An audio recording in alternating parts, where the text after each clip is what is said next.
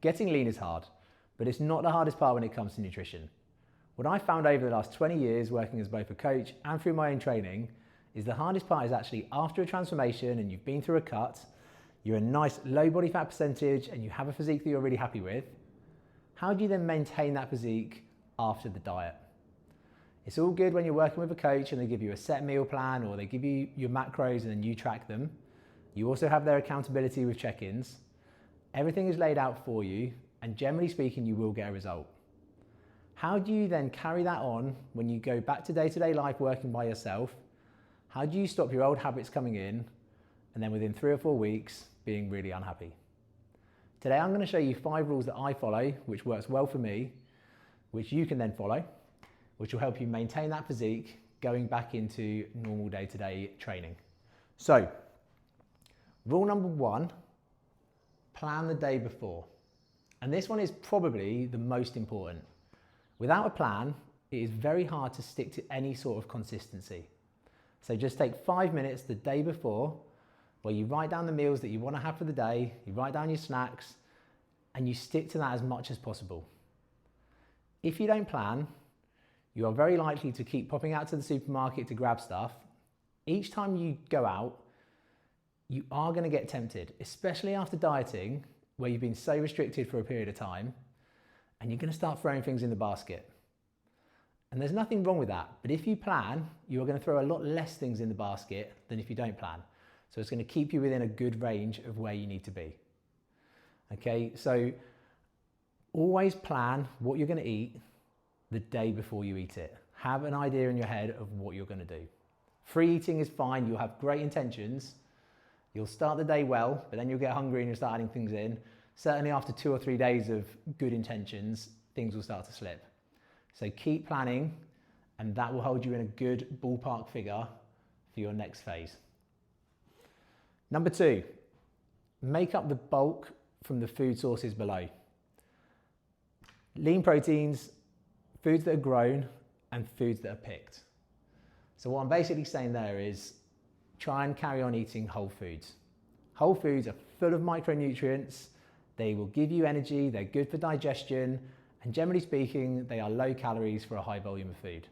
So if you're not tracking, you will be able to eat more food without going into a big calorie surplus.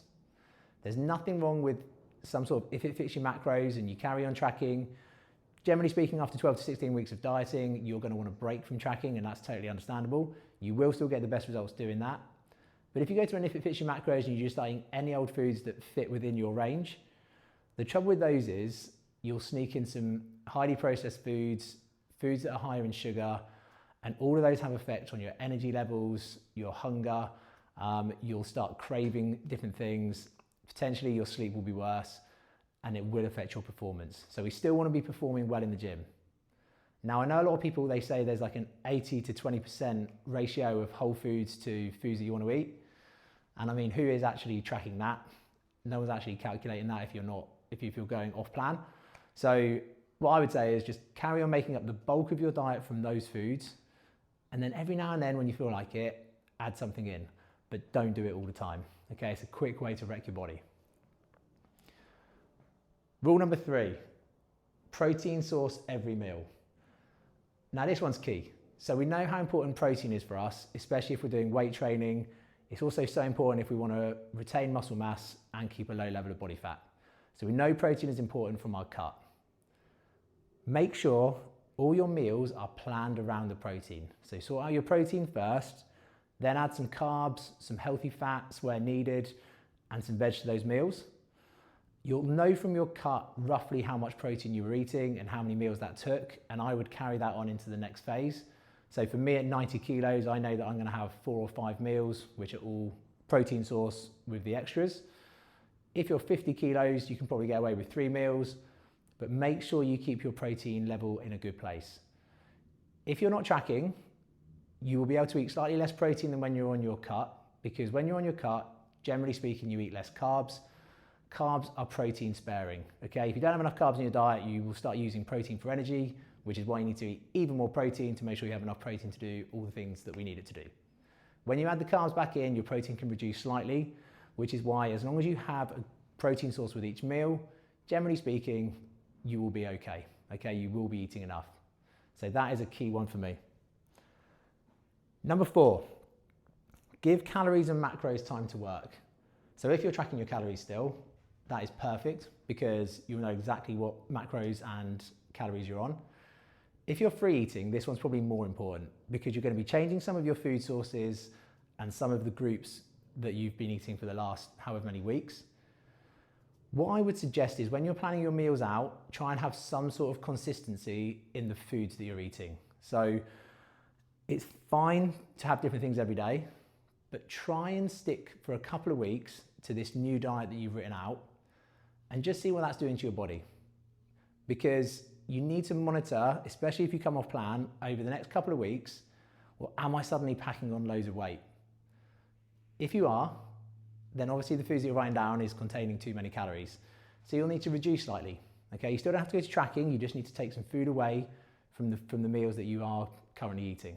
So even though you're not going to want to get on scales every day, probably after a cut where you've used them so much, still jump on them every sort of 3 or 4 days and just monitor what is going on. And if there's any sudden spikes, try and sort that out quite quickly. Okay, so just reduce some of the foods from the meals that you're writing down. And that's a good way of doing it without actually going into an app where you're tracking calories. Number 5, adjust according to results. So again, the feedback from your training will be a good indication of whether a diet is working and whether it's good or bad. So keep an eye on your body composition. So I would say keep taking photos. Photos are probably the best visual that we have. Look in the mirror, use the scales, but check your body composition. And if it starts creeping up too quickly, again, make some changes before it gets too late. Because once you start to slip, it's quite hard to get back into that dieting mindset. Okay, you're already in that mindset, you're coming out of it. You don't want to put yourself back into a diet within 2 weeks. So keep an eye on the composition and just make little tweaks as you go, depending on what the feedback is. You also want to adjust according to your energy. So obviously if you're really tired, especially coming out of a cut, you're going to want to increase your calories, but you're going to be a bit scared to increase them too much probably because again, you don't want to lose the results that you have. So make sure you do have enough energy to perform. If you don't, you may need to have a little look at what macros you're eating. So potentially you need to add some carbs in and remove something from somewhere else. But if you're eating freely, keep an eye on your energy levels and adjust the macros accordingly, even just eyeballing, okay?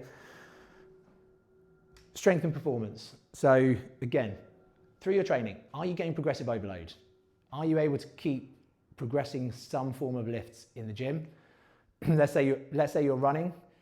Are you able to improve your times? Are you able to run further?